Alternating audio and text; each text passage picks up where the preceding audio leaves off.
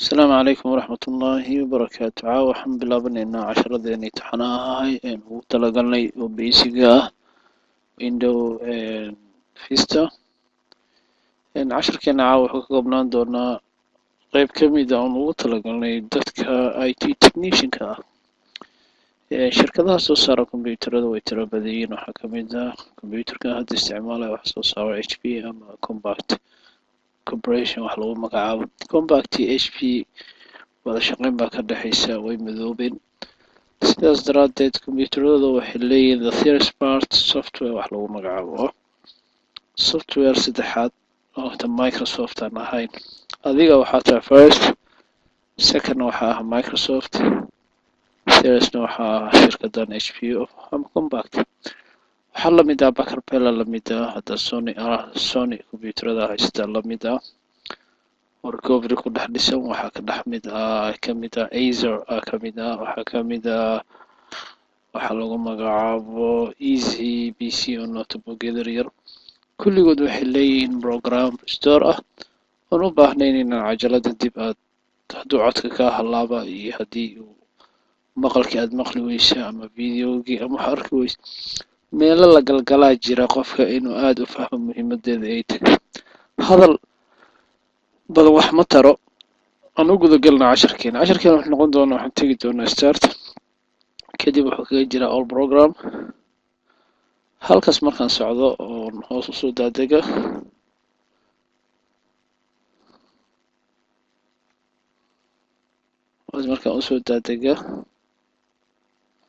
halkan recovery manager wax la dhahayo ku jira.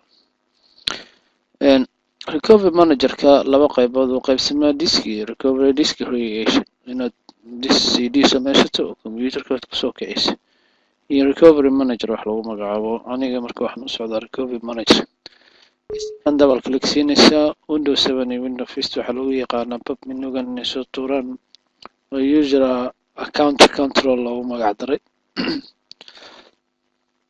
kadib continue leedahay daaqadan yar baa soo boodaysa welcome recovery manager wax la dhahay.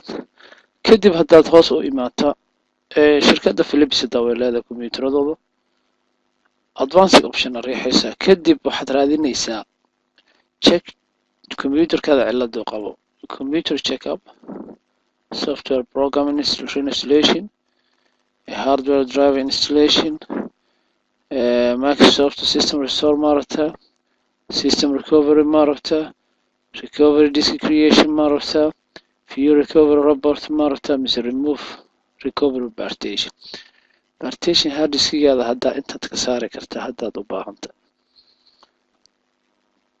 haddaa marka dib ugu noqono ani barnaamijka raba waxay tahay soundkarka ayaa hardwarekiisaas markaa reinstall software program installation u baahana kaasaan click siinayna. kadib waxaan leeyahay next. markaan next dhaho wuxuu keeni doonaa waxyaalaha kombiyuutarkaada la socda. daaqad gooni kuu furay oo kugu soo dhaweyna ku leeyahay kusoo dhawow aan kaa caawinayna programkan iyo barnaamijyada kombiyuutarkaada la socda. markaan click siiyo wuxuu ii keeni doonaa all barnaamijka kombiyuutarka ee ku jira oo hadda oo rangaraysan. marka waxa aan rabto ayaa click siin doonta. waxaan rabo barnaamijyadan hadda meesha socda kaa rabto. marka haddii aad problem ku qabto mathalan DVD-ga sweetka aad si fiican u akhrinaynin, barnaamijka DVD-ga lagu daawado ama kan kaamiradaada labadaas hadduu yahay DVD oo kale leenahay click. haddii marka next aad leedahay haddii uu liiska ku jirin intaad riixaysaa waxaad leedahay this program liiska ma uu ku jiraba. kadib next aad dhahaysaa. ma hubta ay ku leeyahay marka programkaas marka haddaa hubta okay haddaa hubin waxaad leedahay shirkadan ma support garaysa.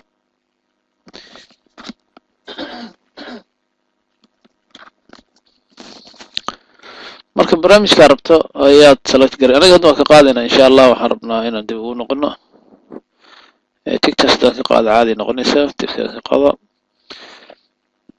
waxa aan dib rabo inaan u programmeyno waxay iska noqonaysaa barnaamijka lagu magacaabo Adobe Reader kadib waxaa leedahay next leedahay cashir kadib reinstall program ku leeyahay next dhehaysa kadib wuxuu keeni doonaa barnaamijkii uu dib u akhrinayaa programkiisa socda qaabka noocan u soo celinaysa qaabka noocan ayaad u soo celinaysa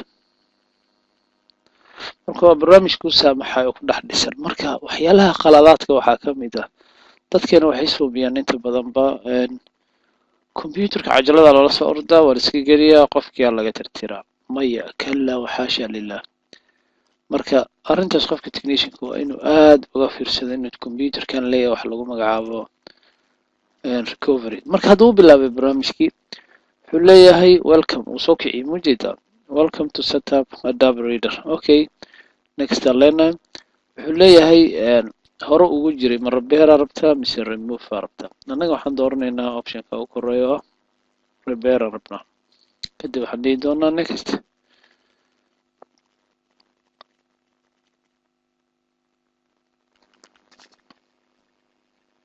soconaya xoogaa waqti yar ayuu socon doonaa inaad iska sugto fiican